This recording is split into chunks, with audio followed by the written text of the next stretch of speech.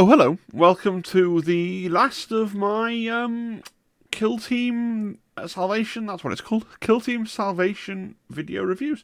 This time we're looking at the Space Marine Scouts. If you're watching this, it's currently Thursday, the 28th of November, and I've just finished playing, I think, some games of Kill Team up in the north during my Christmas break. Ask me on Discord how the games went. Right, let's get straight into it. So, this is the Scout Kill Team. They have the Infiltration and Recon archetypes, so you're probably going to take Recon then, because Infiltration is generally regarded to be the worst archetype. You've got pretty well a fixed list. So you've got your Scout Sergeant as a choice of loadout, so you can take a shotgun, a bolt gun, or a chainsword. Okay. And then you're going to take a heavy bolter gunner, a missile launcher gunner, a hunter, a sniper, a tracker, 3 warriors who have a choice of a shotgun, a bolt gun, and a combat blade. And you're not really going to vary that much. There's a possibility that you might swap out one of the specialists for an extra warrior in a certain circumstance, and we'll look at that later on. So, the Scouts' main ability, the thing that differentiates them, is forward scouting. Now, we've seen this before because it was spoiled in the Warhammer TV Battle Report. Had some more thoughts on it since then, so we'll go through it again briefly, and I'll read through it again for completeness. So, at the end of the setup operative step, you can select and resolve 5 forward scouting options. Each option has a number in brackets, which is the maximum number of times you can select and resolve it for the battle. For example, your 5 selections could be Recon, 2, Triple Arm, Booby Trap, and Diversion. If both players have this ability, alternate resolving, starting with the defenders. So you pick 5 of these, and like I say, you've got a number in the brackets that denotes how many times you can choose them. So redeploy, change the center of one of your operatives wholly within your drop zone, and/or change its order. Fine. Recon, resolve a recon dash action specified in the scouting step of the mission sequence.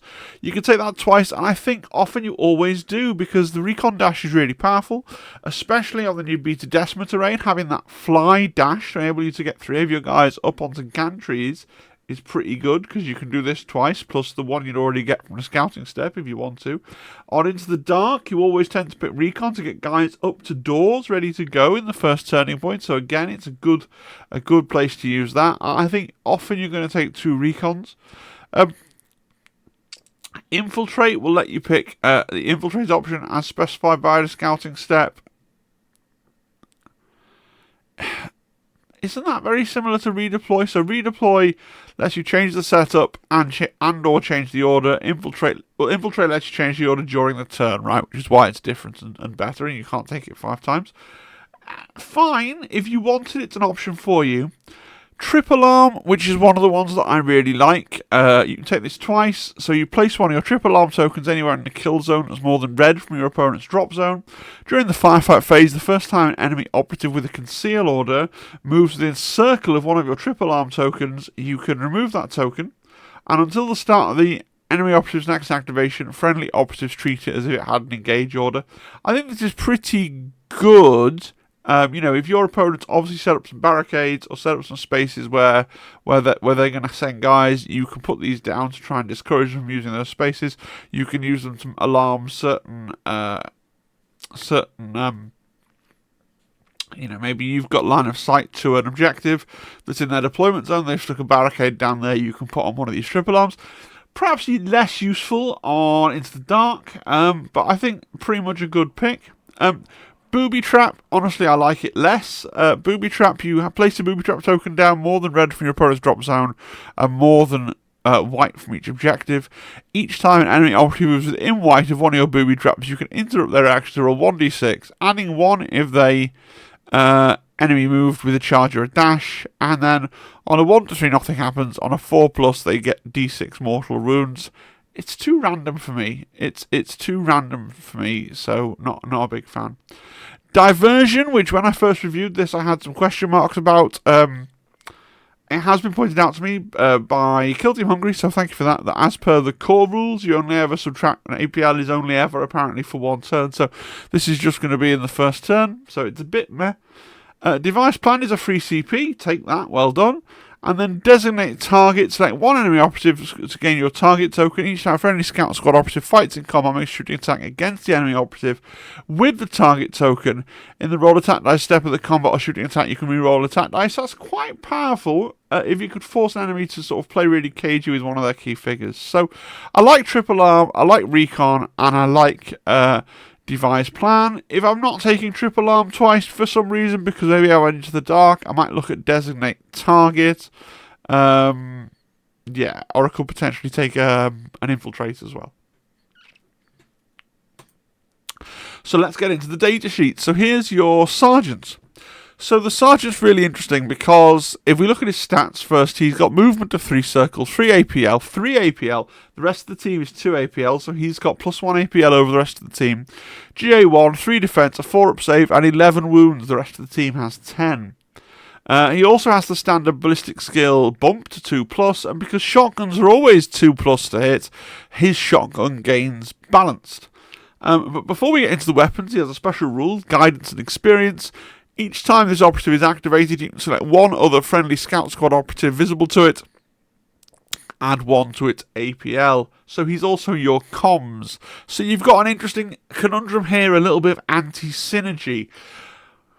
First of all, you take the chainsword as the option because, yes, it's the coolest. Your normal guys can't access a chainsword, and as such, this makes your sergeant one of your best melee fighters, certainly one of your 2 melee fighters that you can really have in the team. And a lot of people will tell you melee is king. People really like melee at the moment, so maybe you want some melee power. But he's your comms, so do you really want him charging into harm's way and possibly getting killed before the end of the game? That is a conundrum for you to solve. So, yes, give him a chainsword. Honestly, I probably would give him a chainsword for the hobby more than anything else, because having a chainsword is cool. It's very 40k, and it's not a bad choice. It's not a wrong choice. But there's definitely an argument, if you're a very thoughtful, very thinking man kind of a guy, to take a bolter instead, because with your bolter... we don't say bolter anymore, do we? We say bolt gun. With your bolt gun, with your bolt gun, you can, sort of hide at the back, plink out with your bolter, use guidance, and then dash back into cover, and you can keep your leader alive until the end of the game. Also helps you avoid being assassinated if your enemy has headhunter. So there's some real advantages to potentially taking the bolter as well. It just depends on what you want to do, what your playstyle is, and what you think is going to work best for you. You do get enough parts in the kit to build 2 sergeants, I'm pretty sure, because it's 2 5-man squads, and you don't need all the models, so you could build and roster both sergeants and use whichever one you're kind of fancied at the time, right? I would never take the shotgun. Seems like trash, because it's just simply not that much better than the standard Warriors shotgun. But let me know in the comments if you're on Team Chainsword or Team Bolter, or Team Chainsword, as I've written on the slide, for sure. The basic Warrior then, so as I promised, his stats are slightly worse. He's only 2 APL and only 10 wounds. And he has the choice between the shotgun, the bolt pistol combat blade, and the bolt gun. I would take the shotgun. I would take 3 shotguns, I would think, because... On this guy, unlike the sergeant, the ballistic skill benefit is significant. You're going from 3+ to 2+. You're doing more damage as well than the bolter. You've got 4/4 damage. Yes, you're stuck into that range of red, but honestly, a lot of fighting on Kill Team comes down to that short range kind of a firefight, especially on Into the Dark, but also on open boards as well. You do a lot of short range combat, and you've got your heavy bolts, you've got your missile launcher, you've got your sniper. Standing at the back, and you've got one guy that's forced to take a bolter, although when we look at him, you'll see that he also wants to move up. So you've got your fair share of long-range stuff. It's not like the Eldar team where it's like, oh, well, I best take a Dire Avenger just so I've got something to shoot. You've got loads of stuff to shoot that's higher quality than a bolter, so I would go for 3 shotguns. Yeah, I'm probably wrong. Tell me in the comments, but that's what I would do. I know that other people have said different things. Other people have said the same things. I've watched all the content. But I'm going to be on Team Shotgun, but you let me know what you'd prefer for the Warriors as well. And this ends the only real choices in the team. So you've got your Heavy Gunner. Heavy Gunner is a guy with a heavy bolter and a guy with a missile launcher. They do what missile launchers and heavy bolters do. We kind of know this. And And you don't even have to debate their relative merits because you can take precisely one of each. You can't double up, remember, so you can't take 2 missile launchers and 2 heavy bolters. You have to take one of each. So you take them and then you move on with your life. The sniper is also pretty well a sniper from central casting. He has the standard good sniper profile, so 4 attacks hitting on 2s, 3-3, heavy silent, mortal wounds 3, we know it and we love it. I will say, snipers are annoying me at the moment because I'd run a really bad luck at the Knots Kill Team tournament with my Strike Force Justian, where the sniper has a shot with the same profile as this, and he just would not roll crits, ever, so I never ever saw any mortal wounds out of him because I couldn't roll a single 6. That is a problem with the sniper if, unlike, say, Kazakin, you've got no way of getting yourself that crit. So, you know, it can't always be counted on. Sometimes you're going to shoot someone with a sniper and you're going to do 6 damage and they're going to go, cool, I take 6 damage, and it's not going to be the bang headshot that you were hoping for. Such is the treachery of sniper rifles. Much like the Strike Force Justian sniper rifle as well, he has a camo cloak, we know what that does, and he has the advanced scope so he can spend 1 AP to ignore obscuring, particularly nice as we now know in Killzone Beta Decima, where of course we've got that giant pool of obscuring, and I think we're going to see this more and more on sniper type operatives that they can ignore obscuring, so you have the choice to deploy them at ground level and shoot across the pool of fools. Yes. Then we've got the tracker. So the tracker's pretty interesting.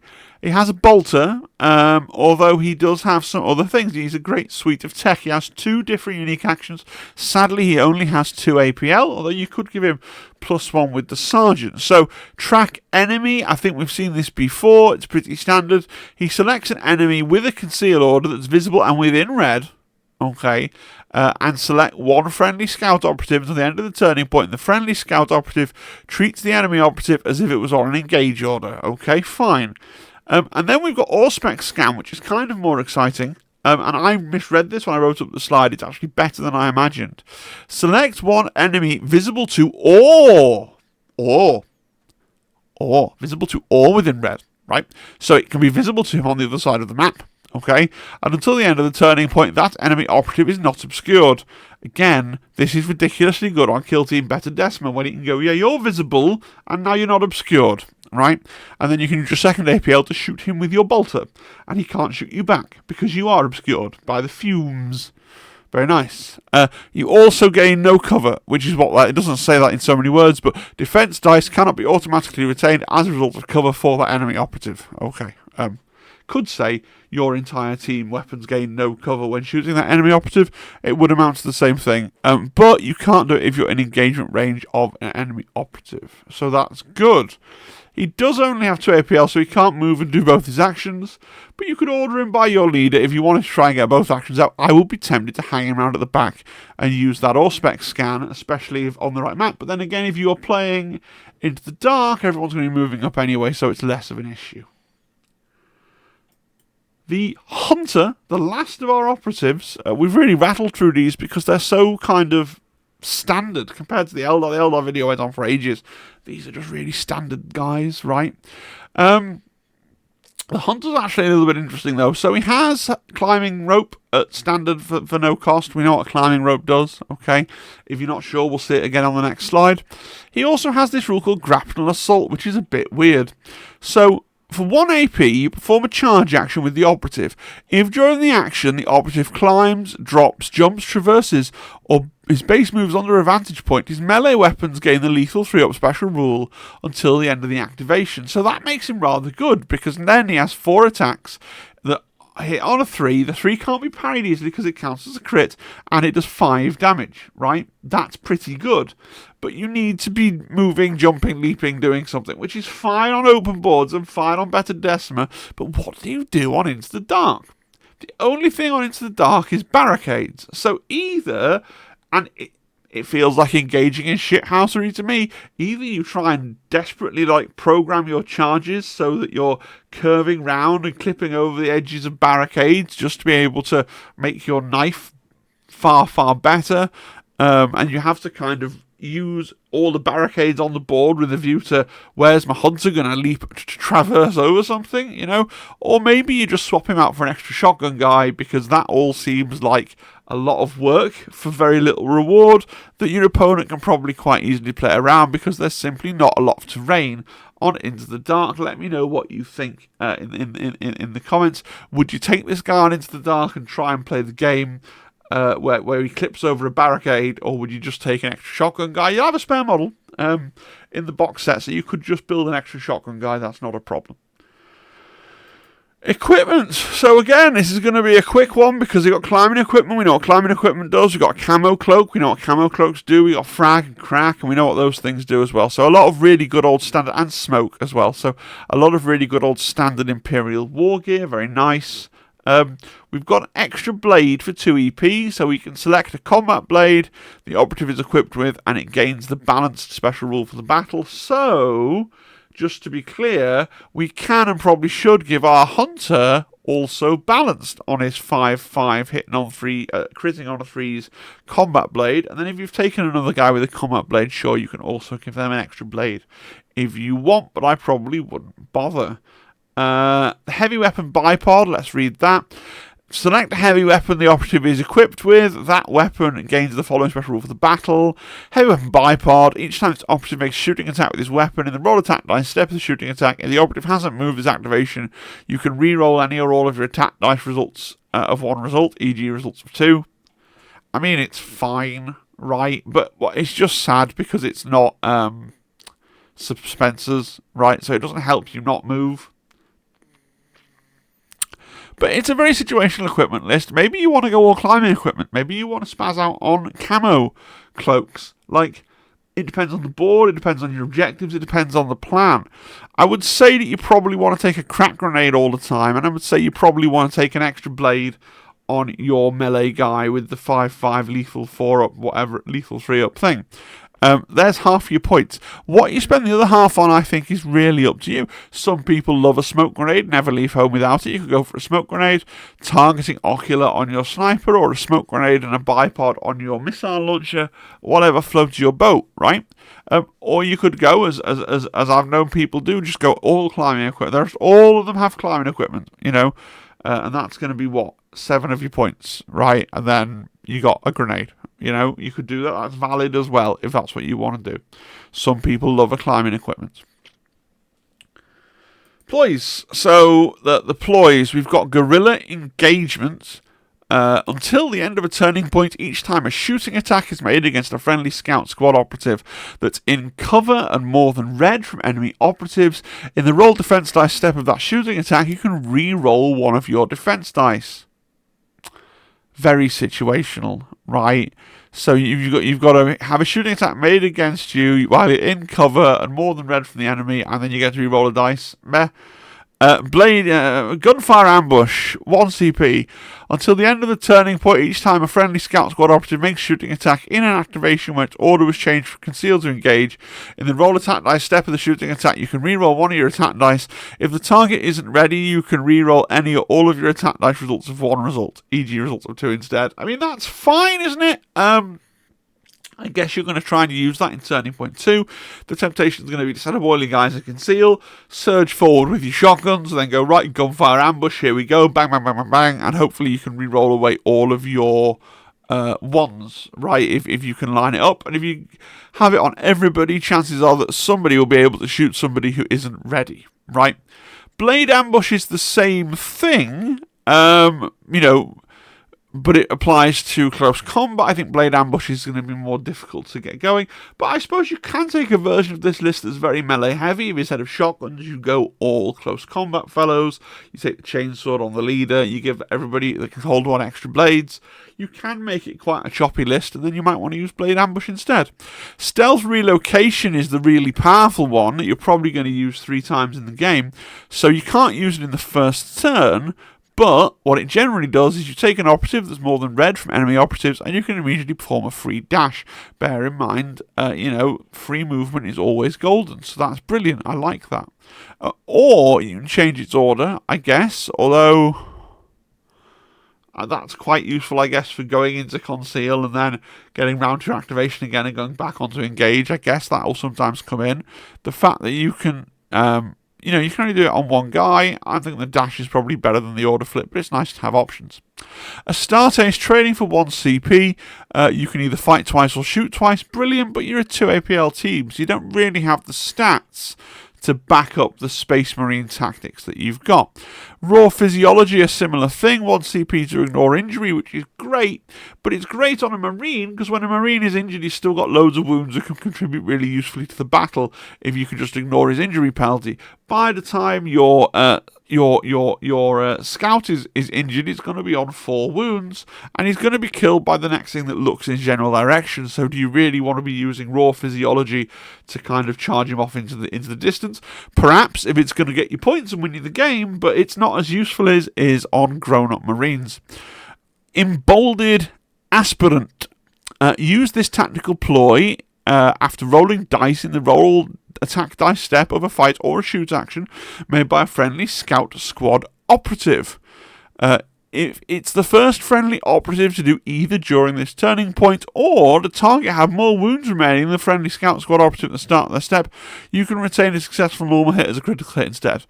So many caveats for a free crit, but if the stars have aligned and you've met all those requirements, then yeah, go for it. 1 CP could be really good on your sniper to determine that exact thing I saw what I thought. Sniper rifles really want a crit because it's 6 damage instead of 3. Really worth having the crit there, so could come in. Apparently, and in covert position, 1 CP, it's a super conceal. Well, super conceal is always nice to have as an option. So that's the ploys. Let's get on to the TAC Ops. So TAC Ops time. They're all rubbish. Moving on. No, I will read them, but they're all pretty rubbish. So, Sudden Strike. Reveal this TAC Op at the end of the first turning point. If more enemy operatives than friendly operatives were incapacitated during the first turning point, you score 1 VP. That's bollocks.